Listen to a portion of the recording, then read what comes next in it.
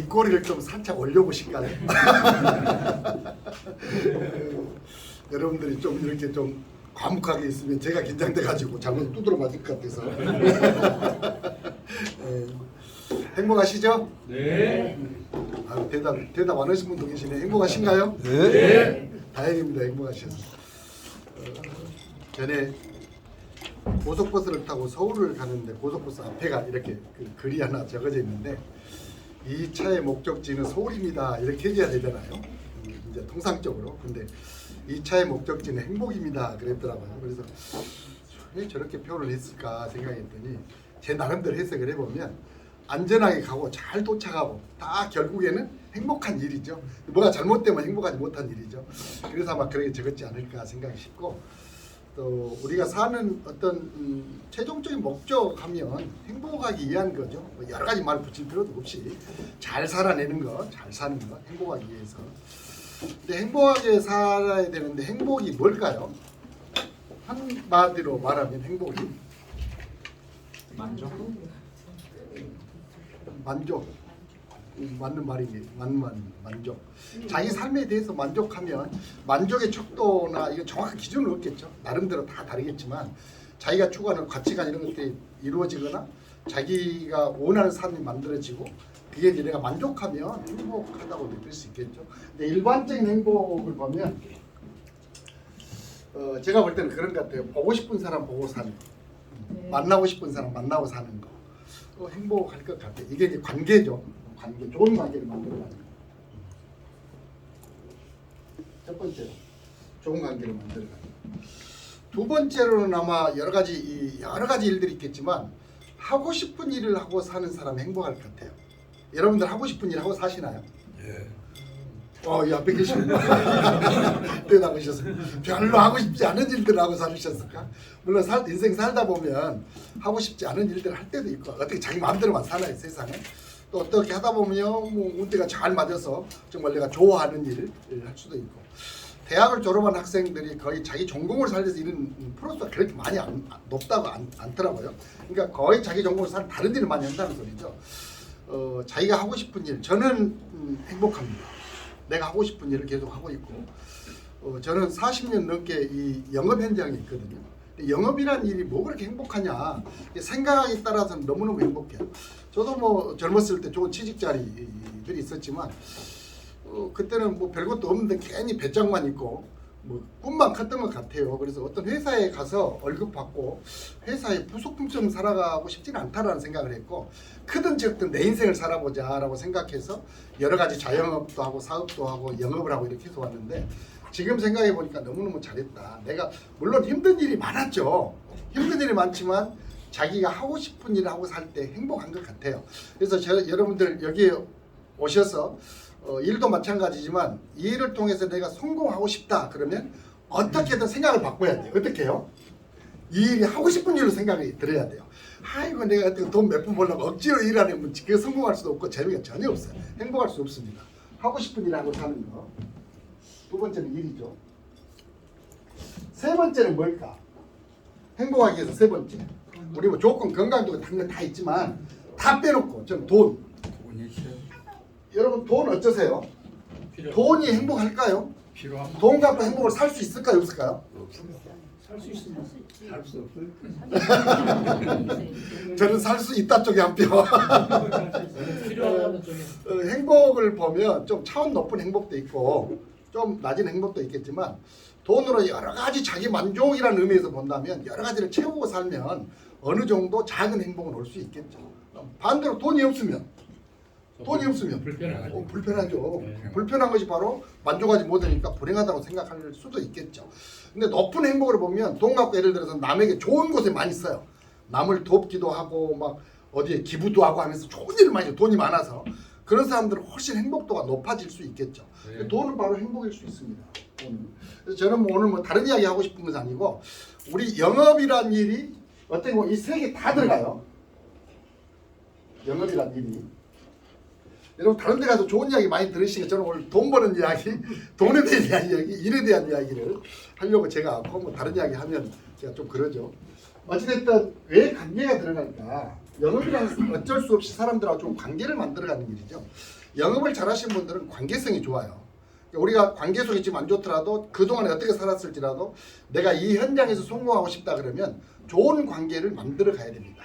지금부터 시작이다 생각하고 지금부터라도 사람들과 좋은 관계를 만들어 가는 것이 성공할 수 있는 일이고 행복할 수 있는 일이라 생각이 들어요. 일을 통해서도 여러분들 일을 어떻게 해야 될까? 일의 정의, 자기 생각을 어떻게 하냐에 따라서 일이 잘 될 수도 있고 안 될 수도 있습니다. 근데 저는 일로 보면 첫 번째 CEO 무슨 말이에요? 사장이란 소리죠. 대표란 소리죠. CEO 같은 마음을 갖고 있는 거 아니면 우리가 어떤 직장에서 그냥 내가 어떤 시간과 내 에너지를 투자하고 대가를 받는 종업원으로 일할 것이냐 내가 아니면 사장, 대표로서 일할 것이냐 이 마인드가 엄청 중요하다고 저는 생각합니다.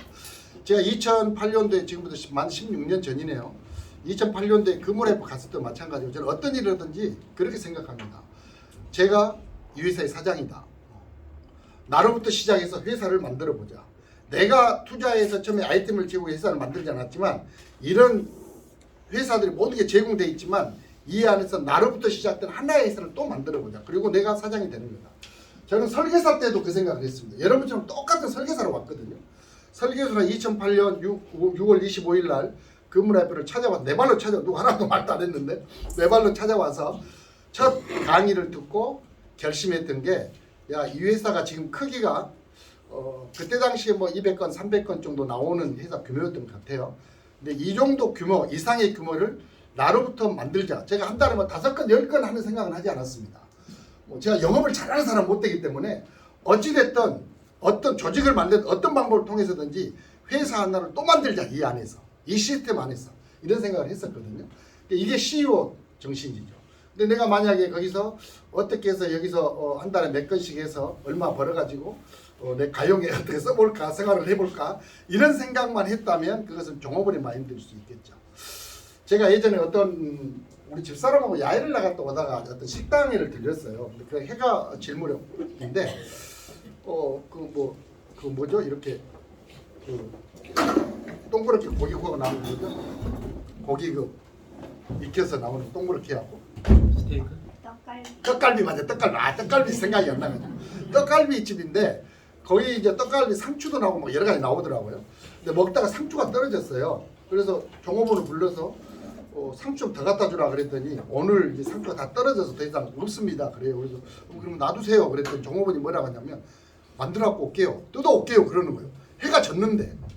그래서 이 사람이 주인 사장하고 친척인지 사장은 어떤 관계인지 모르겠지만 그리고 뭐 가든지 말든지 있었더니 나중에 상추를 진짜 가지고 왔어요. 어디서 가지고 왔어요?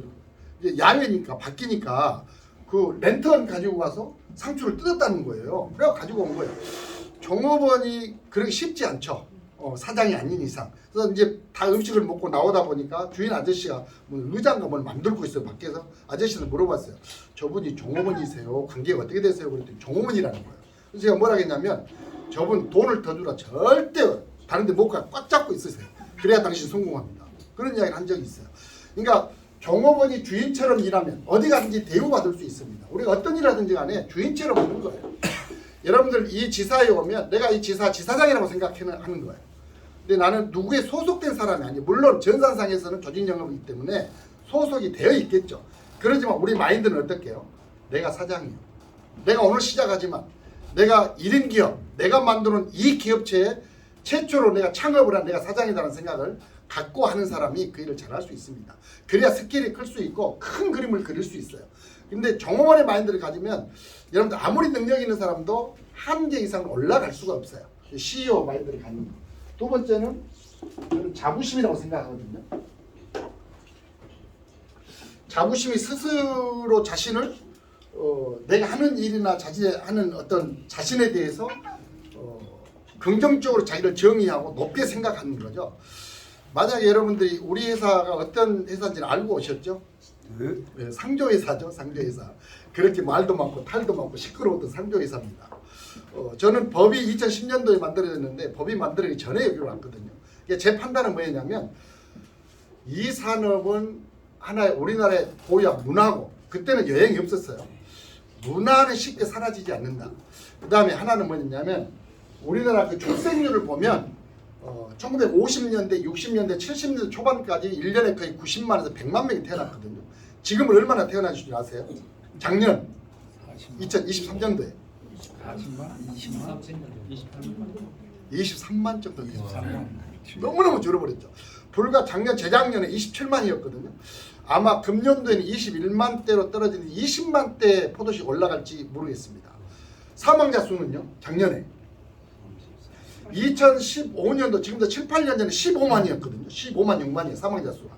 작년에 몇만 명이 돌아가셨냐면 34만 7천 명이 돌아가셨어요. 엄청나게, 이게 완전히 대덕크로스가 문제가 아니죠. 이게 불과 한 3년 전에 사망자 출생자가 엇비슷했어요.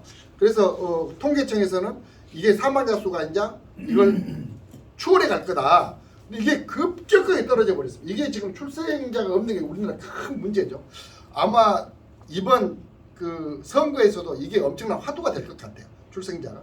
어찌됐든 간에 저는 그때 당시에 생각할 때 이 출생자를 보면 앞으로 50년, 60년은 대세가 될 거다.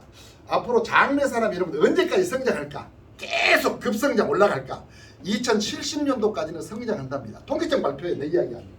지금 인구구조가 돼 있어요. 그래서 그때 2008년에 제가 이 일을 시작할 때는 앞으로 이 일은 엄청난 성장을 이룰 것 같다. 제가 조사를 해봤죠. 해봤더니 그때 당시에 장래 시장에서 쓰여졌던 돈이 한 4조 시장 1년에 장래 업종에 쓰여졌던 돈이 지금 그때 보니까 88년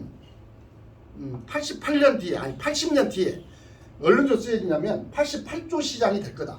이게 몇 배예요? 벌써 10배 이상 시장으로 늘어난다는 소리죠. 이런 이야기 통계 자료를 보고 이런 이야기를 들으면서 야, 이런 엄청난 성장 산업이다 생각했고, 제가 보험사에 여기 오기 전에 본부장으로 있을 때 꽤 연봉이 많았습니다. 저는 뭐 거의 억대 연봉을 안 놓치고 지금까지 살아온 것 같아요. 보험사에도 보면은 뭐 2억, 3억을 받았으니까. 그때 당시에 이 보험이란 일은 앞으로 사냥길이 될 수 있다라는 생각을 했고, 어쩌면 앞으로 떠오르는 산업으로 상조 산업이 될 수 있다. 대체 영업으로 본다면. 그래서 이걸 저는 처음에 올 때 이쪽으로 바로 오려고 생각을 안 했냐면 저쪽에 돈을 많이 벌고 있는데 바로 옮기는 바보가 아니죠. 그래서 이 일을 10년 뒤에 옮길 계산을 하고 지금부터 알아보고 하나씩 키워나가보자 생각을 했는데, 그래서 딱 여러 회사를 찾아보다가 금호라이프를 선정했던 이유가 너무너무 초라한 회사였습니다. 2008년도에. 우리 회사가 2005년도에 시작해서 2006년 1월 7일 날 창업일이에요. 근데 그때 내가 갔을 때는 2년, 3년이 채 안 됐던 시절인데, 그때 당시에 내가 생각할 때는 회사를 선정할 때 여러 가지 이유들이 있겠죠. 뭐 보기 좋은 회사도 있고 여러 가지 이유도 있겠지만, 여러분들은 금호라이프를 뭐 때문에 선정했는가 모르겠어요. 저는 딱 한 가지였습니다. 여러분 너무나 잘 아시는 거, 산무정책이었어요. 산무정책. 첫 번째가 뭐죠? 신규 목표가 첫 번째, 목표가 없다. 한 달에 몇 건을 해야 하는 목표가 없다. 두 번째는요, 유지를 반영하지 않는다. 세 번째는 환수가 없다. 저는 이것만 봤어요. 왜 그러냐면 수당을 얼마를 주고 안 주고는 너무 많이 준다, 이건 문제가 올 수 있어요. 수당 문제. 이게 어떤 회사들이든지 예를 들어서 사람들을 꼬시기 위해서 여러 가지로 이 값처럼 주는 수는 있겠지만 그건 회사가 망할 일이죠. 정당한 수당을 줘야 정상이에요. 그래서 수당은 정상적으로 나올 것이다 생각했고, 제가 볼 때는 조직을 만들고 이 확산시켜 나갔는데 기본적인 요소죠. 이게 많은 분들 와서 부담 없이 일할 수 있는 조건. 한 달에 몇 건을 해야 됩니다. 이게 여러분들 영업을 안 해보신 분들 모르겠지만, 한 달에 예를 들어서 그때 당시에 다른 회사를 가보니까 5건, 3건 기본 목표예요. 이걸 못하면 어떻게 해요? 수당이 나오질 않아요. 그러면 만약에 이걸 못 채웠으면 억지로 채워야 되겠죠. 5건, 3건을 못하면 영업 안 해야죠, 사실은. 근데 그분들이 어떻게든 와서 일을 시작했는데 처음에는 할 수 있지만 1년, 2년 지나서 자기 이제 인프라가 떨어지면, 적어지면 그때는 힘들어질 수 있잖아요. 그러면 못하면 가락건, 가짜건을 접복이라고 그러죠. 가락건을 넣어서 채워야 되고 수당받기 위해서. 그러다 보면 결국에는 사람들이 떠나가게 되고 조직은 키우기 어려울 거다 생각을 했고, 두 번째 조건은 뭐냐면 유지율이죠. 보험도 마찬가지지만 내가 모집한 고객들이 유지율이 높아져야 정상 회사주가 떨어지면 정상적 수당을 주지 않습니다. 그건 뭐냐면 당신들이 책임지세요 그 말이에요. 뭐까지? 수금까지 책임지세요 그 말이죠. 유지율 80% 미만이면 적용을 하고 50% 미만 되면 수당을 정지시켜 버립니다. 근데 이 회사는 유지율 반영을 하지 않아요. 이게 엄청나게 커요. 안 해보시면 별로 모르겠지만 엄청나게 큰 조건입니다. 우리가 다 욕심은 있어서 내가 해놓은 일에 대해 정상적인 수당을 다 받고는 싶어요. 근데 고객들이 납입을 안 해버리면 어쩔 거예요. 그럼 고객들한테 이제 얼마 되면 그거 막 이제 유지를 맞추기 위해서 수금하고 또 안 되면 대납도 하고 내 돈 밀어놓고 막 이렇게 하잖아요. 그러다 나중에 손해보고 그만두고 하는 일들이 비일비재해요. 그래서 이 유지를 보지 않는 거. 우리 회사는 내가 100명의 고객을 모집했는데 1명이 유지됐어요. 그럼 다른 회사는 수당 주지 않습니다. 나머지 다 불량 고객만 있다는 소리예요. 근데 우리는 1명이 남아있지만 이 1명이 다 수당을 몇 프로 줄까요? 100% 지급합니다. 100% 지급해요. 그래서 여러분들 막 대납하거나 물론 수금에 신경 써야 돼요. 수금에 신경 쓰는 것은 뭐 내가 돈을 수당을 정상으로 받기 위한 것도 있겠지만 고객 관리죠. 고객들이 잘 유지돼가 결국에는 이걸 행사까지 진행할 수 있도록 관리를 하는 거지 회사에 정해주는 어떤 목표를 채우기 위한 건 아니에요. 이게 우리는 마감이라고 그러죠. 신계약 마감, 하나는 유지 마감. 이 월말이 되면 이걸로 바빠요 사람들이. 세 번째는 환수 조건이에요. 환수를 안 넣는 여러분들이 오해하시면 안 돼요. 우리 회사의 수당 종류가 상당히 많이 있습니다. 쭉 있는데 그 중에 기본 수당이라는 게 있어요. 첫 번째는 모집 수당이죠. 모집 수당은 불이익금의 100%가 나오는 거 모집 수당 한 번 나오는 거예요. 그러니까 예를 들어서 우리가 납입 방법이 2만 원부터 10만 원까지 있습니다. 납입 방법이 2만 원짜리 상품, 2만 5천 원 상품, 3만 원 상품, 3만 원짜리 상품을 여행으로 가는데 빨리 저축하기 위해서 6만 원, 10만 원 납입할 수도 있어요. 10만 원 납입했으면 10만 원을 다음 달에 뭘로요? 모집 수당으로 설계사는 지급을 했어요. 근데 그 고객이 다음 달에 해약을 해버렸어요. 내가 수당을 받았는데. 그러면 이거 회사가 환수 안 하면 어떻게 될까요? 큰 문제가 올 수 있겠죠.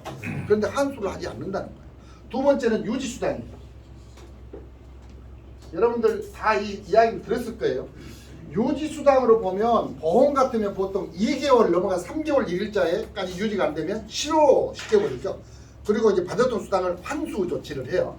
실효해버리고 고객한테는 보험금이 지급이지 않는 조건이 되는 거죠. 근데 우리 회사는 실효라는 게 없어요.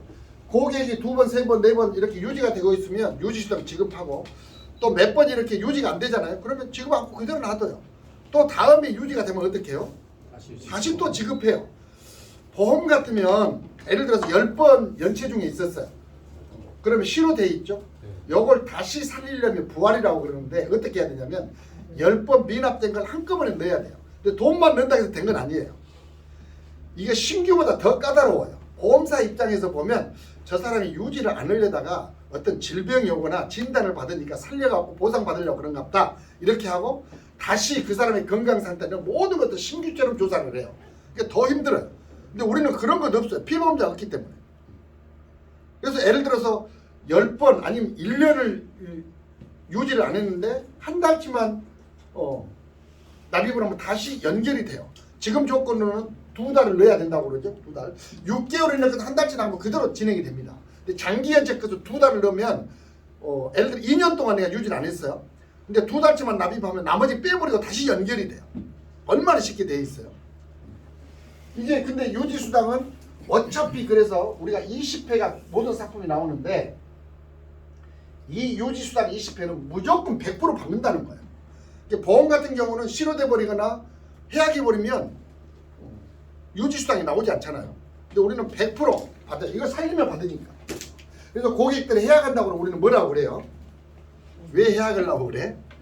뭐 어려워서 그러면 보류해놔 보류.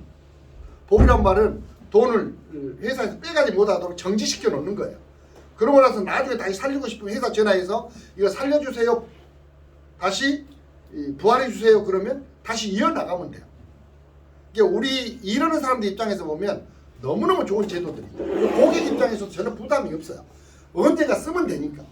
고객 입장에서 보면 여러분들 상조로 가입하는 이유 중에 여러 가지가 있겠지만 첫 번째는 뭘까요? 첫 번째는 편리성이에요. 나중에 어떤 일이 생길 때 편리하게 모든 것을 원스톱으로 진행하기 상조로 가입해요. 돈이 많이 있는 사람들 입장에서 나는 상조 가입 안 해도 돼. 돈 갖고 하면 돼. 그러지만 장래란 일이고 돈 갖고만 하는 일은 아니에요. 인력이 들어가고 용품이나 모든 서비스가 제공돼야 돼요. 장례시장에 가면 다 해준다고요? 뭐 장례시장에서 해줄 수도 있겠지만 그건 우리의 만족도가 엄청 떨어질 수밖에 없어요. 장례시장이 예를 들어서 몇십억씩 몇백억씩 투자해가지고 장례를 치르면서 그걸 장례 한 달에 순천에서 몇 건씩이나 치를까? 한 30건 정도 한가 모르겠어요. 한 20건 이상만 해도 장례식장 돈을 법니다. 근데 그걸 장례식장에서는 돈을 조금씩 받게 되면 이자 유지비도 안 내볼 수 있어요. 엄청나게 비싸요. 그래서 상조를 가입한 이유가 여러분들 뭐 360 우리 회사로 보면 뭐 450 이런 상품들이 있지만 또 290짜리도 있고 하지만 그 상품 갖고 장례를 어차피 장례 똑같이 해줄 거 내 생각은 오산이에요. 우리 360짜리 상품 같으면 장례식장 가면 500만 원이 넘어가요. 무조건 넘어갑니다. 그것뿐만이 아니에요. 장례식장들이 지금 장례식장 운영하는 중에 가장 큰 수입이 뭐겠어요? 수입으로 보면 음식 장사예요. 애니멀도 음식 장사예요. 이 음식이 금값입니다. 이 음식을 우리 회사 직원들이 가서 관리를 한다는 거예요. 보통 음식비가 30불 이상이 절감된다고 이야기를 해요. 이런 모든 것들을 편리하게 사용하셔서 경제적 이익도 있지만 또 하나는 뭐냐면 물가죠. 물가. 요건 상품 계약제라는 상품이거든요. 보험사에 우리가 가입을 하는 정액제 상품이 아니에요. 저 보험사 상품은 예를 들어서 3천만 원짜리 암복을 하나 넣어놨어요. 50년 뒤에 암이 왔어요. 보험사에 얼마 줄까요? 3천만 원밖에 안 줘요. 이게 진단비 공부 안 나옵니다. 왜 그러냐면 그게 정해놨잖아요. 그게 약관의 내용이에요. 근데 그동안 30년 동안 물가는 엄청나게 올라가고 화폐 가치는 떨어졌어요. 그럼 고객 입장에서 50년 뒤에 3천만 원은 아무것도 아닐 수 있어요. 여러분들 상조 상품은 지금 25,000원짜리 360짜리를 가입해놨어요. 10년 뒤에 쓰면 얼마 정도 값어치가 있을까? 이 상품의 기본적인 값어치만 500 내지 600의 값어치를 갖고 가요. 10년 뒤가 돼요. 뭐 때문에요? 물가 상승률 때문에. 이게 지금 일찍 가입할수록 좋아요. 어떤 분들은 우리는 부모님 안 계시고 뭐 장래 일어날 일이 없어 이렇게 생각 가입 안 하신 분들 계시거든요. 근데 천만의 말씀이에요. 갈 때는 순서가 없어요. 언제 누가 어떤 일로 사망할지 몰라요. 그래서 일찍 가입해 놓으면 오래 가면 갈수록 예를 들어서 여기 가입해 놓고 20년 30년 지나면 어떻게 될까요? 이 상품의 가치가 엄청나게 커져 있어요. 1980년도 초에 부산에 있는 부산상조에서 상품을 얼마짜리를 팔았냐면 30만 원짜리 상품을 팔았어요. 근데 2017년도에 내가 아는 분이 그 상품을 썼어요. 얼마짜리로? 30만 원. 그때 장례를 치르려면 아무리 적게 들어도 300만 원 이상 들어가요. 근데 30만 원으로 장례를 치렀어요. 물론 그때 보니까 리무진은 없더라고. 옛날 상품이니까. 80년 초 상품이니까. 근데 거기에 도움이 몇 명 다 들어있어요. 요즘 여러분들 도움이 하루에 일하는데 얼마씩이에요? 10만 원, 12만 원이에요. 그럼 도우미가 3명, 4명이면 예? 저 8년 그 일이 갔는데 친구가 썼는데 14만 원 줬다고. 그렇게 앞으로 계속 올라갈 거예요. 제가 우리 회사 왔을 도우미 인건비 5만 원이었거든요. 근데 그때 가입해 놓으신 분들은 10년 지금 쓰면 얼마에 쓰는 거예요? 5만 원의 도우미 인건비 5만 원이에요. 이게 계속 올라가거든요. 여러분들 지금 가입해 놓고 앞으로 20년, 30년 뒤에 우리 자녀들이 이 상품을 썼다 그러면 거저먹이에요. 회사는 어떻게 될까요? 엄청난 손해가 올 수 있겠죠. 그럼 회사는 이거 다 미치는 장사 아니에요? 이렇게 생각할 수 있잖아요. 회사가 이 상조 영업을 하면서 한 건 팔아가지고 한 건 계약이 돼서 돈이 들어와서 이걸 은행에 넣어놨다 이자나 받고 아니면 이 상품을 장례를 치러주고 다 지출하고 나서 마진이 얼마인지를 계산한다면 상조 영업 안 해야 돼. 회사 운영 안 해야 돼. 상조회사는 뭘까로 이걸 보충을 하냐면 여러분들이 고객들이 납입한 돈을 선수금이라고 그러는데 회사로 들어와 있는 이 돈을 회사는 자산 운용을 해요. 보험사도 마찬가지예요. 보험사에 가면 엄청난 쟁쟁한 이런 금융 전문가들이 자산 운용팀을 이루고 돈을 관리를 해요. 그래서 그 자산을 운용해서 돈을 벌거든요. 우리 회사도 한 400억 이상의 이 선수금이 있어요. 이 돈들을 뭐 장례식장을 운영하고 안 그러면 태양광을 운영하고 지금 또 뭐 다른 데 또 찾고 있거든요. 막 이런 것들 운영하면서 돈을 벌어요. 사실은 상조만 운영하면 결국에는 적자 운영으로 되게 돼 있어요. 뭔 말인지 이해되시죠? 어찌됐든 간에 우리 회사 이 두 가지 상품, 이 수당에 대해서는 뭐가 없다? 환수가 없다. 나머지 그럼 여러분들 잘못 들으시면 꼭 그런 분들 계세요. 사람은 그래서 제가 7번 이상은 내가 100% 이해할 수 있다 이야기를 자주 하는데 그냥 내가 듣고 싶은 이야기만 들어요. 사람들은. 어디 가면 금호라이프는 환수가 없대. 그래요. 그러면 듣는 사람은 환수가 전혀 없는 걸로 알아요. 이 이외에도 여러분들 성과수당, 정착수당, 증원수당, 프로모션 뭐 많습니다. 그 다음에 관리수당도 많이 있는데 이런 것들은 일정 기간 그것도 최장 7개월밖에 아니지만 한 수 제대로 갖고 가야 돼요. 그러지 않으면 이러시는 분들이 장난도 엄청 칠 수 있고 그러겠죠. 예를 들어서 2만 원짜리를 가입을 시켰는데 성과수당 얼마 나와요? 3만 원을 지급해요. 내 돈 2만 원짜리 가입을 했어. 근데 성과수당 하나만 3만 원이 나왔어요. 기본수당 플러스 2만 원. 그러죠? 유지수당이 있어요. 요것만 하다가 7, 8만 원 돈이 얼른 나가버려요. 그러면 1, 2개월 넣다가 내가 해지해버리죠. 그래도 버는 거죠. 예를 들어서 우리 가족들 다 내 것이 다 가입했어. 그럼 얼른 몇십만 원 벌 수 있어요. 그래서 이런 상품들은, 이런 수당들은 환수를 안 할 수가 없어요. 요것만 갖고도 사실은 회사는 힘들어요. 우리나라의 어떤 회사든지 가입은 첫 달부터 환수를 하지 않는, 이 기본수당이 가장 큰 수당이죠. 수당으로 보면 이걸 환수하지 않는 회사가 제가 볼 때는 없어요. 환수를 하는 회사가 손해볼 수밖에 없기는 없어요. 너무너무 좋은 제도들. 그래서 이런 회사 조건들 때문에 저는 다른 거 보지 않았습니다. 수당을 얼마 이런 거 보지도 않았습니다. 그리고 이 회사 등록을 했어요. 보람상조를 여기 우리 회사 오기 전에 제가 조사를 여러 회사를 돌아봤거든요. 딱 갔더니 한 건 가입 한 50만 원을 주더라고, 수당. 그때 당시. 그래가지고 요걸 이렇게 맞추면 요걸 주고, 요걸 또 맞추면 요걸 주고, 뭐 따따블 수당, 기억나? 따따블 수당만 있어. 배로 준다는 소리요. 이게 이런 조건을 못 맞추면 주지 않는다는 소리죠. 전부 다 조건부로 되어 있어요. 조건부로 맞춰서 줄 수 있는 수당을 만들면 얼마든지 만들 수 있겠죠. 우리는 조건이 없어요. 아예.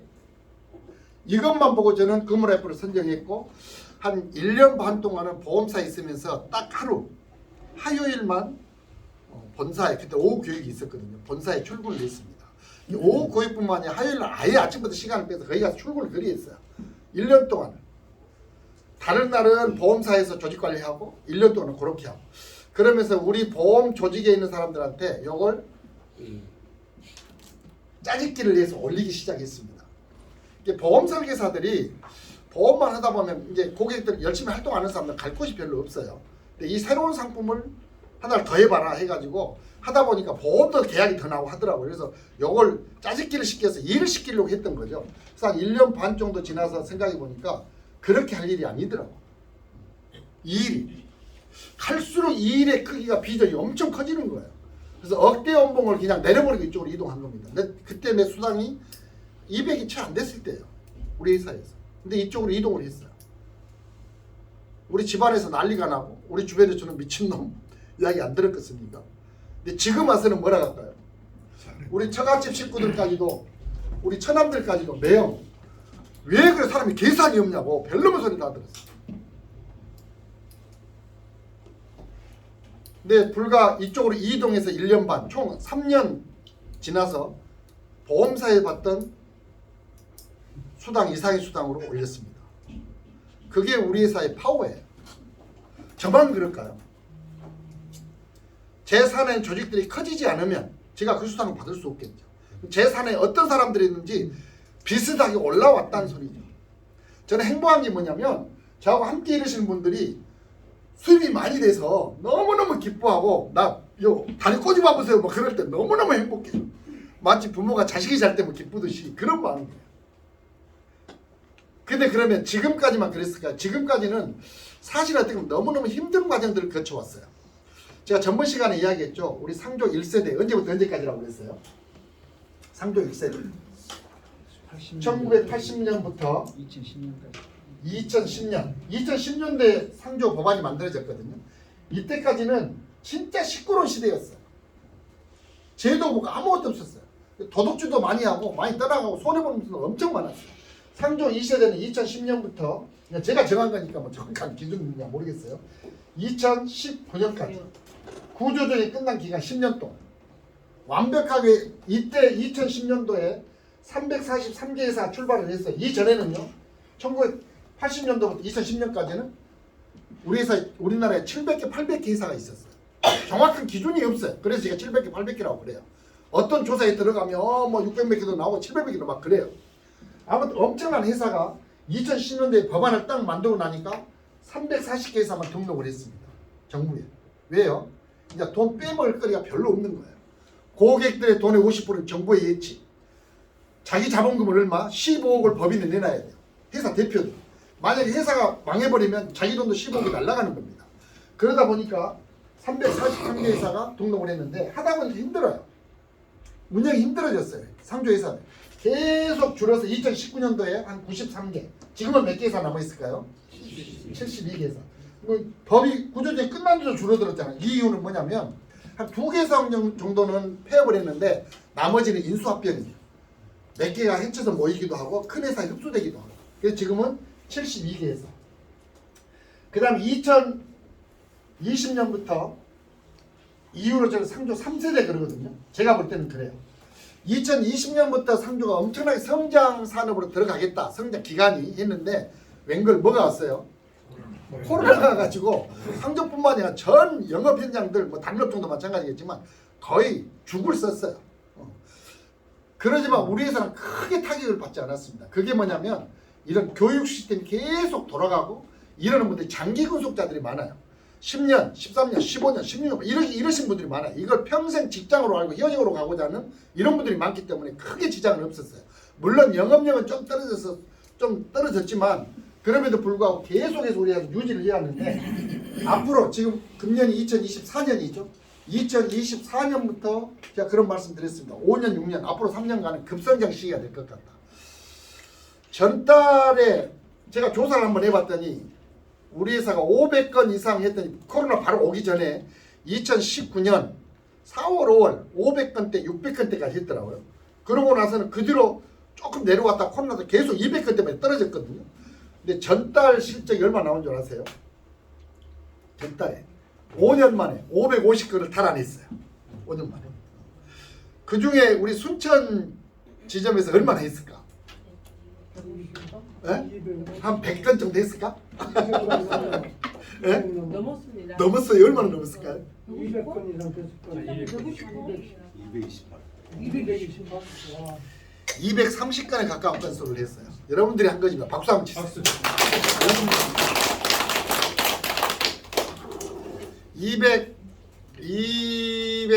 230건에 400을 곱하면 얼마나 되죠? 거의 10억 10억 가까이 되나요? 10억인가요? 100억인가요? 800. 한 260건 구박이 사는데. 230건에 400을 곱하면 엄청난 매출을 여러분들이 만든 겁니다. 왜 순천이 그렇게 많은 건수가 다른 지사나 지점에 많이 나왔을까? 여러분들이 지금 새로운 그림을 그리는 거예요. 내가 다른 지사에 가면 그런 이야기를 하거든요. 다른 지사에 가면 오시면 80건, 100건 막 이렇게 해요. 팀장들이 막 10명 이렇게 있어도 순천은 팀장 몇 분 안 계십니다. 이게 여러분들이 보기에 왜 그러냐면 예전에 했던 분들은 너무 오랜 기간 동안 힘든 과정을 거치다 보니까 이게 한계가 돼버린 부분이 있어요. 우리는 한 70건, 80건, 100건만 하면 돼. 100건만 하면 좋겠어. 이런 생각을 해요. 근데 여기 순천에 오신 분들은 거의 신규자들이 많아요. 여러분들은 과거가 없어요. 상조를 보면. 그러다 보니까 100건이고 200건이고 500건이고 1000건도 할 것 같아요. 이 의식이 달라요. 꿈이 달라요. 아마 순천지점 앞으로 300건대, 400건대 갈 걸로 저는 예측을 합니다. 맞습니다. 그래 될 것 같아요. 박수는 일단 여기서 여러분들이 많은 건수가 나오게 되면 많은 계약이 이루어지면 다 여러분들의 성공이에요. 그럼 나는 별로 못했는데 어쩌지? 나는 뭐 그만해야 되나? 천만의 말씀이에요. 이건 윈윈윈 사업이에요. 옆에서 잘하면 나도 덩달아서 그 영향을 받게 돼, 그 열정을 받게 돼요. 그래서 어떻게든 모두가 잘하게 되어 있어요.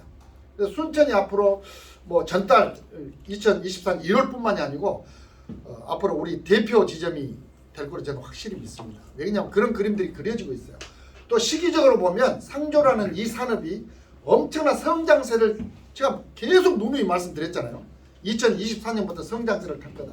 그리고 지금까지는 영업의 대표 상품이 보험 상품이었지만 앞으로 상조가 대표 상품이 될 거다. 지금 여러분들 우리 회사는 하고 있지 않지만 펫 애완동물 상품이 있죠. 애완동물 사료를 만든 상조회사도 있어요. 사료. 그 다음에 이 상조를 파는 건 물론이고 지금 애완동물 보험사는 이제 애완동물 펫보험 나와 있죠. 네. 잘 모르신가요? 나왔습니다. 고양이고 개고 다 보험 넣어요. 보험 넣어 보상받고 그렇게 해요.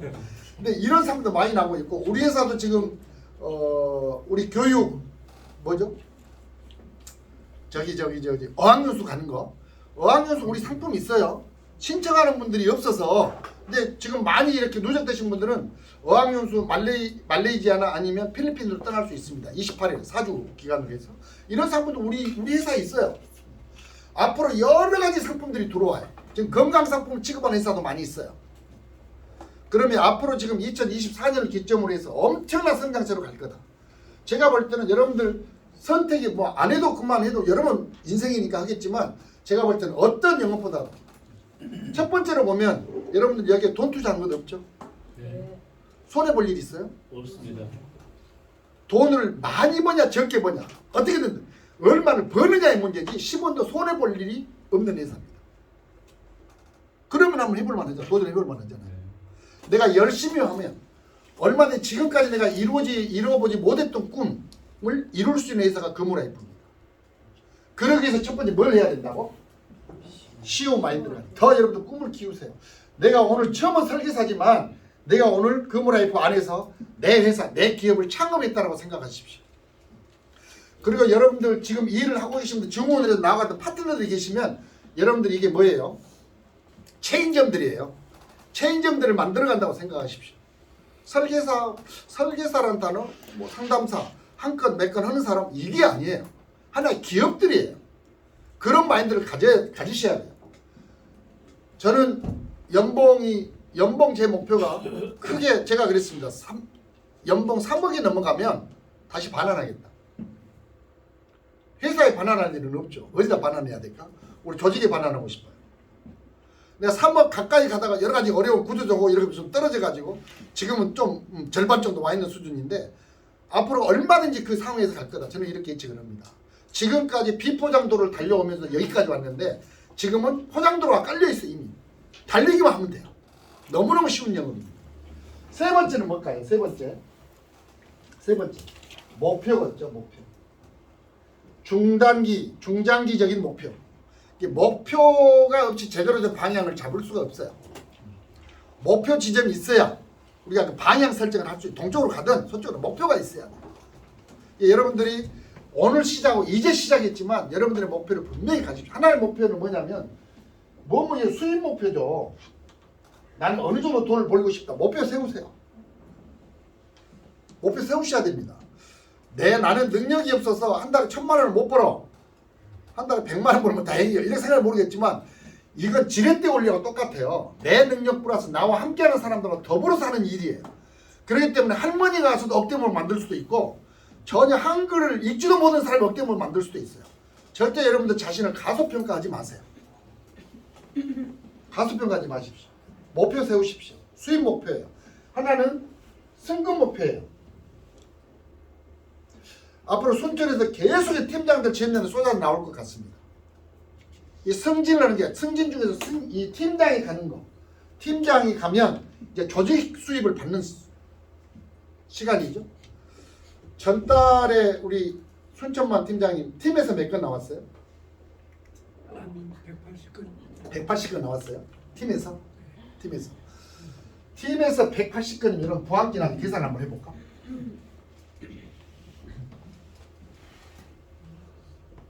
(180건) 정확한 것은 지금 어제 마감한 그것은 빼고 이제 180건이라고 보고 예, 예. 180건 보고 곱하기 그 200건 될것 같습니다. 5만 원. 요것만 얼마일까요? 100만 원. 900만 원 나온가요? 900. 전달에 승진했거든요. 팀장. 900. 플러스 활동비 얼마 나와요? 60건이면 100건이면 60만 원인데. 60만 원. 100만 원. 얼른 계산이 안 되네. 100만 원 넘어가겠죠? 100만 원 넘어갈 것 같아요. 다른 수당, 본인 또 영업한 수당 20개월 안에 해놓은 건 여러 가지 그 영업 수당들, 요거 플러스 해야 되겠죠? 영업 수당. 그 다음에 증원 수당이 얼마 될지 모르겠어요. 제가 계산 안 해봤어서. 본인이 증원했으니까 조직이 만들어졌겠죠. 증원 수당. 건당 만 원씩 나오는 증원 수당. 이거 포함하면 아무래도 한 1200대가 넘어가지 않을까 싶습니다. 전달에 팀장 하셨어요. 제가 팀장 때 거의 150건 미만을 해본 적이 거의 없습니다. 팀장 때도 200건 이상씩 계속 했거든요. 얼마든지 200건 300건 팀장 때 얼마든지 할 수 있는 거예요. 이걸 언제까지요? 언제까지? 평생 하는 일입니다. 우리 회사에 팀장 되셔가지고 딱 조건이 팀장을 인정하지 않는 조건이 두 가지가 있어요. 2개월 연속 팀에서 한 건도 안 나와버렸어. 그럴 수 있을까? 개인 것도 아니고 팀에서. 그건 죽기보다 힘들 거예요. 그럴 수가 없어요. 하나는 팀장이 출근을 하질 않아. 일을 안 해. 안 보여. 6개월 이상. 그럴 때만 팀장 자격이 상실됩니다. 그러지 않으면 강등이라는 게 없어요. 한번 팀장 되면 올라갈 일만 뒤로 빠꾸 할 일이 없어요. 평생. 그러면 이 수입을 계속 이제 건수에 따라 다르겠지만 앞으로 많이 더 많이 나고 떨어지면 또 떨어질 수도 있겠지만 평생이 하는 수입이에요. 그러면 우리 한병희 팀장님이 한번 봐보십시오. 능력이 많게 보이십니까? 본인이 갖고 있는 다른 능력은 많아. 내가 볼 때도 영업 능력은 크게 많진 않을 것 같아. 죄송합니다. 영업 능력은 크진 않을 것 같아. 근데 다른 능력들, 사람들 관계도 맺고 이런 사람들 보살펴주고 이런 많은 능력을 갖고 계세요. 영업적으로는 별로 능력이 안 보여요. 의지가 강할 것 같아요. 의지가 강해요. 끈기는 있으세요. 코를 보니까 네, 끈기는 있으세요. 단상벌출하시네요. 영업에서 가장 큰 스펙이 뭐냐면 영업은 말을 잘하는 건 다 있겠지만 그것보다도 끈기예요. 제가 볼 때는. 왜냐하면 이 일이 잘 될 때도 있고 안 될 때도 있고 어려울 때도 있고 다 그래요. 그럼에도 불구하고 계속 끈기게 가는 겁니다. 우리 진짜 끈기 있으세요. 그러다 보니까 이런 것들은 본인의 능력보다도 함께하는 사람들 오래 하다 보니까 사람들이 와서 함께 해주고 도와주고 뭉치다 보니까 이런 결과가 나오는 거예요. 이제부터는 이제 팀장이 끝났습니다. 앞으로는 계속 승승장구할 일만 있습니다. 맞습니다. 그러잖아요. 이 일이 바로 우리 일이에요. 목표 세우십시오. 수익 목표. 우리 사모님들, 우리 여사님들은 한 달에 얼마나 벌었으면 좋겠어요? 한번 이야기 한번 해보실래요? 한 달에 얼마? 500만 원. 말씀해 보십시오. 500만 원. 500만 원? 그래도 통이 좀 크시네. 500만 원. 제가 전에 이제 이런 강의 하기 전에 물어보면 보통 150, 200이 제일 많이 나와요. 왜 그럴까?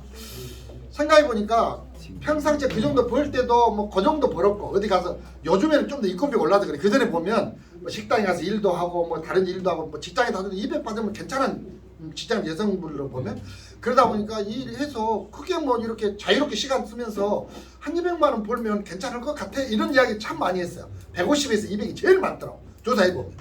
그래서 제가 그런 이야기예요. 좀 더 올리세요. 올려도 괜찮습니다. 고양이를 그리려면 뭘 그리라고?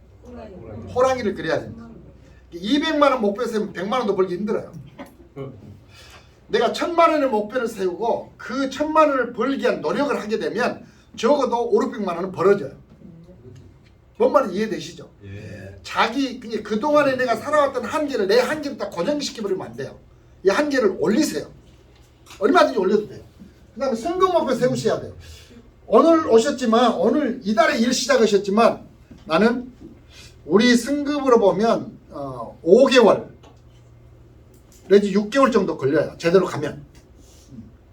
조금 늦춰지면 1년 갈 수도 있어요. 그럼 여러분들 오셨으니까 나는 앞으로 6개월 내에 팀장 가겠다. 좀 한번 7개월, 8개월 계획 세울 수 있어요. 목표 세워야 됩니다. 목표를 세운 것하고 안 세우면 천지차간이에요. 마지막으로 네 번째는 뭐냐면 네 번째는 변화입니다. 변화와 준비. 내가 이런 것들은 다 괜찮아요. 그리고 또 목표도 다 있는데 내가 변하지 않으면 내가 그런 수입을 할 수 있는 사람으로 변해야 돼요. 무엇부터 변해야 될까? 내 표정도 하루아침에 안 바뀌겠지만 표정도 바뀌어야 되고 또 내 옷차림도 바뀌어야 되고 말투도 바뀌어야 되고 일어나는 시간까지도 바뀌어야 되고 모든 걸 바꿔봐야 돼. 어떻게 해요? 성공할 수 있는 사람으로 바뀌어가는 겁니다. 그래야 성공에 갈 수 있어요. 변화하는 거예요. 그리고 준비하는 겁니다. 여러분들 좋은 강사가 되려면 좋은 선생님이 되려면 뭘 잘해야 될까요? 언어. 그 전에 좋은 여러 사람. 가지 자료도 많이 쓰고. 좋은 제자가 먼저예요. 그러니까 좋은 제자 잘 배우고 좋은 제자가 나중에 좋은 선생님이 될 수 있어요. 마찬가지로 여러분들 내가 팀장이 되면 이제 리더잖아요. 좋은 리더가 되려면 어떻게 해요? 좋은 팔로우, 좋은 설계사가 돼야 돼요.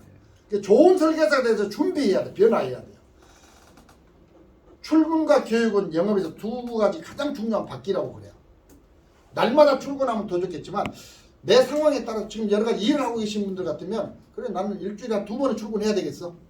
이렇게 생각할 수 있겠죠. 나는 3번 출근해. 딱 자기 계획을 따라서 우리 회사는 반드시 이렇게 해야 된다는 규정은 없어요. 자기 계획이에요. 어떤 규정도 우리 회사는 강요하지 않습니다. 내가 성공하기 위해서 내가 계획을 세우는 거예요. 이런 변화를 하지 않으면 되지 않습니다. 큰 틀에서 보면 어떤 생각을 가지고 일을 시작할 거냐. 첫 번째 사장의 마인드를 갖자. 그 다음에 상조라는 이 산업에 대한 자부심을 갖자. 그동안에 지금 하도 오랜 기간 동안 상조가 사회로부터 손가락질을 받아왔기 때문에 우리 생각이 우리 마음이 이건 괜찮은 일 같은데 밖에 나가서 이거 창피한 거 아니에요? 어디 가서 말하기도 그러고 이렇게 생각해버리면 여러분들 이 일은 할 수가 없습니다. 그래서 나 자부심 이야기를 합니다. 내가 어쩌다 보니까 이 좋은 일을 만났는지 내가 무슨 복이 있어서 건물해보는 회사를 만났는지 여러분 자부심이 있어야 돼요. 그래야 자신감 있게 떳떳하게 일할 수 있습니다. 세 번째는 뭐예요? 목표 세우십시오. 목표 없이 성공할 수 없습니다. 오늘이 1일입니다. 2월달 1월 가고 오늘 아침에 우리는 교회에서 뭐가 있냐면 여러분도 그거 있나요? 월삭 예배라기하고 초하루 예배? 첫날 가서 예배 드리는 거의 교인들이 다 나와서 수백 명이 같이 예배를 드리는데 아침에 차에 내리면서 만나는 사람마다 그랬습니다. 2월입니다! 하이파이브 다 했어. 하이파이브. 아침에 2월입니다. 아이고 어떻게 가다 보면 2월 안내가 아니고 우리가 새날을 맞이하면서 뭔가 희망이 있어야 되잖아요. 뭔가 기대감이 있어야 되잖아요. 2월 달에 또 뭐가 들어있어요? 우리 명절도 들어있고 2월이 짧아서 더 빨리 갈지는 모르겠지만 아무튼 여러분들 파이팅 해야 돼요. 새날을 맞이할 때마다 그는 파이팅을 하고 살아야 됩니다. 목표 세우셔야 돼요. 그리고 변화해야 돼요. 내가 뭘 변해야 될지 잘 생각이 안 되면 무조건 여기 오세요. 매일 이렇게 출근하셔도 괜찮습니다. 같이 식사하고 배우고 좋은 빨로 좋은 설계사 좋은 제자가 되는 거예요. 그래야 여러분들이 좋은 리더가 될 수 있습니다. 이건 공통적인 거고 영업을 여러분들 잘하기 위해서 오늘 세 가지 시간 이렇게 빨리빨리 진행하고 마칠게요. 여러분들 오늘 오신 분들이나 이런 분들은 수입이 수당이 어떻게 주고 일하게 되면 수입이 어떻게 될까 궁금하게 하시겠지만 이제 그 부분은 교육 끝나고 식사하시고 별도로 또 할 수도 있고 그 부분은 또 많이 알고도 계신 분들이 많아서 그렇게 하면 좋겠습니다. 첫 번째 영업을 잘하기 위해서 저는 기본 자세라고 그래요. 영업의 기본 자세. 첫 번째 뭘 잘해야 될까? 뭘? 반복.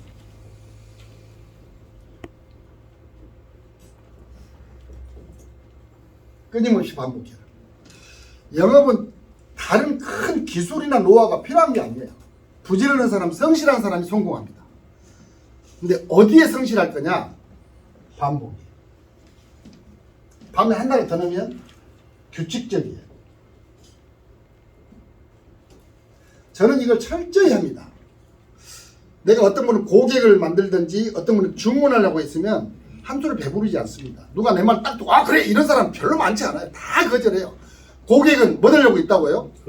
거절하려고 존재합니다. 당연히 거절할 거라고 예상하고 만나세요. 그래야 가슴이 쓰리지 않습니다. 저 사람이 해줄 거야 내 말 들어줄 거야 했다가는 크게 상처받아요. 만나러 갈 때부터 거절 목표를 세우세요.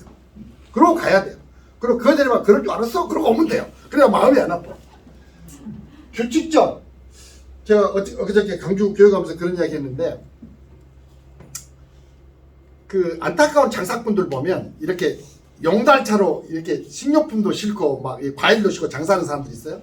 동네 도시에도 아파트 같은 데는 딱 차 세워놓고 많이 잘하더만. 근데 시골에 오면 또 다른 데로 가야 되니까 동네 길로 큰 길로 싹 지나가면서 마이크로 말만 해. 막 과일 있어요, 뭐 고등어 있어요. 오늘 가버려 지나가버려. 집에서 이야기 듣고 나오려고 가볼 거 없어. 그럼 뭐대로 장사해? 앞에다 탁 세우고 사람들 나올 시간도 줘야 되고 기다려야 되잖아요. 근데 그냥 서서히는 가더만 근데 지나가버려. 그럼 또 다른 동네로 와. 그러고는 꽁쳐. 답답해 죽겠어. 또 어떤 분들은 뜨내기로 왔다 갔다 어떨 때는 왔다가 안 왔다가 그래. 시간 나면 여기도 가고 저기도 계획성이 없는 거예요. 그래서 우리 후배 하나가 이런 장사를 시작을 했는데 그 친구한테 그런 이야기 했습니다. 장사 잘했다. 근데 너무 욕심 부리지 말아라. 요 이야기를 했어요. 반복적으로 규칙적으로 해라. 그래서 예를 들어서 제가 원래 고향이 무안이에요. 무안을 딱 하면 무안이 쉽게 두 개 읍면인데 그 읍면을 요일별로 정해라. 요일별로. 그래서 월요일날은 어디, 화요일날은 어디 딱 정해놓고 마을을 들어갈 때도 요일별로 정해라. 아니 시간별로 정해라. 그래서 정확히 그 시간대 그 마을을 정확히 가거라. 그러면 어떤 생각이 드냐면 한참 농목이들 바쁠 때는 막 장에 가고 물건으로 갈 시간이 별로 없어. 새벽부터 바쁜데 근데 내일 그 차가 오겠구나 생각하면 몇 시에 온다라고까지 기억해요 사람들. 그리고 다른 데 가서 안 사고 어떻게 해요? 시간 전략이 기다리고 있어. 그 시간 맞춰서 딱 사러 나옵니다. 이게 반복적이고 규칙적으로 하는 거예요. 여러분들 고객들을 만날 때도 꼭 이렇게 해야 돼요. 꼭 이렇게 해야 돼요.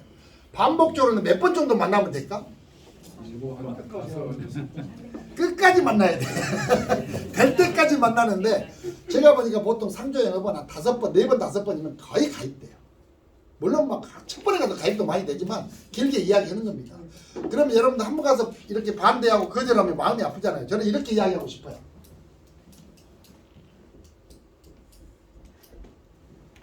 하나, 둘, 셋, 넷, 5번이네. 5번 가서 받았다고 보자고. 한 번 갔는데 거절당했어. 2번 가도 거절당했어. 그래도 어떻게 하고 와야 돼요? 좋게 하고 와야지. 웃고 와, 웃고. 아니 내 마음속으로 진짜 즐겨야 돼. 이거 일은 즐겨야 돼요. 즐겨야 일이 됩니다. 3번 가도 거절당했어. 그래도 웃고 와. 4번, 5번째 받았어. 근데 여러분 봐보세요. 예를 들어 우리 한 건을 받으면 이거저거 계산 다 하면 40만 원이 넘어가는 수당인데 30만 원만 기본 수당, 30만 원만 기본 수당이 아까 환수 없는 기본 수당 30만 원만 받았다고 계산해 보세요. 그러면 5번 가서 받으면 얼마 받았어? 30만 원이죠? 그러죠? 그러면 이걸 나누면 첫날 갔는데 얼마씩 받은 거예요? 6만 원씩 벌었죠? 그랬죠? 그러니까 나는 가서 말했어. 거절했어. 오면서 어떻게 생각해요? 6만 원 벌었어. 땡큐. 그러고 오면 되는 거예요. 생각을 바꿔야 돼. 언젠가는 받을 거니까. 그러니까 여러분들 하루에 10명한테 그렇게 했어. 10명한테 거절당했어. 그럼 얼마 번 거예요? 60만 원. 일당 60만 원. 진짜예요. 우리는 거절이 두렵고 이제 나중에 두려워져 고객 만나는 것도 두려워져 버려요. 그래서 차라리 거절 목표를 세우세요 그 말이에요. 오늘 가서 10명한테 나는 거절 당할 거예요. 그러고 가는 겁니다.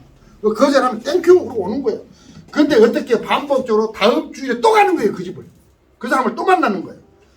근데 3번 정도 만나면 누가 이제 겁날까? 고객이 겁나. 또 저 사람 앞을 멀지가 고객이 겁나. 나는 기자 웃으면서 고객이 겁나. 고객이 두려워요. 그리고 4번, 5번 가면 아이고 모르겠다 또 올 것 같은 게 가입해버려. 전혀 여러분들 어렵게 생각하지 마세요. 영업은요 끈질긴 사람한테 이길 수가 없어요. 이길 수가 없어요. 우리 이복선 팀장님이 그렇게 하고 계십니다. 그래. 굉장히 대단해. 언젠가 크게 성공할 겁니다. 이제 교육 반복인데 여러분들 교육도 어떻게 해요? 반복으로. 고객을 만나는 것도 반복으로. 관계도 반복으로 하는 거예요. 이 원리만 알면 여러분 영업 누구나 성공할 수 있어요. 2번째는 먼저 줘라. 먼저 주고.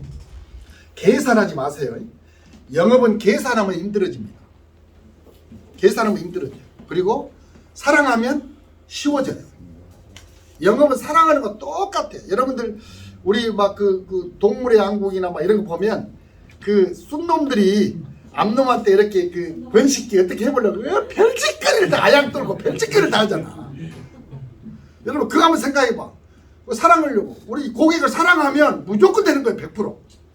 근데 먼저 계산해버리면 영업은 힘들어져요. 절대 계산하지 마세요. 그래서 어떻게 하라고? 먼저 주고 이거 중요해. 주고 말아버리면 손해지. 먼저 주고 어떻게 해요? 꼭 뭐 해야 될까? 받아라.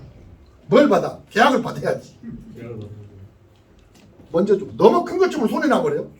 이건 이제 꼭 물건을 주라는 소리뿐만 아니에요. 마음도 주고 칭찬도 하고 좋은 관계를 만들어요. 먼저. 그래서 고객의 마음문을 열게 하는 거예요. 여러분들 젊은 처제 총각이 만나고 갑자기 그냥 가까워질 시간도 없이 호텔 갑시다. 그럼 빰 맞지. 그러잖아요. 서로 대화하고 사귀다가 손목도 잡고 어떻게 하다 보니까 앉기도 하고 키스도 하고 그러면서 가는 거지. 그러잖아요. 이런 과정이 있는 거예요. 먼저 주고 상대방의 마음을 끄라는 소리예요. 그리고 나서 어떻게 해요? 꼭 받아. 세 번째는 상품에 빠져라. 내가 파는 상품이에요. 우리 김승희 씨는 본사에 와서 강의를 먼저 들었어. 상품에 요거 푹자입니다. 푹자가 이상한 거예요. 푹 어떻게 빠져라. 이게 중요합니다. 보통 이러신 분들이 뭔만 많이 하냐면 돈을 어떻게 주는지 계산에는 엄청 밝아요. 많이 들으니까. 그리고 그에 관심이 많아요. 근데 그건 여러분들 차라리 몰라도 상관없어요. 좋은 회사 같으면 내가 해놓은 일을 100% 다 지급해 줍니다. 그리고 우리 수당률이 꽤 편이에요. 믿고 그냥 하시면 돼. 당연히 나오니까. 저는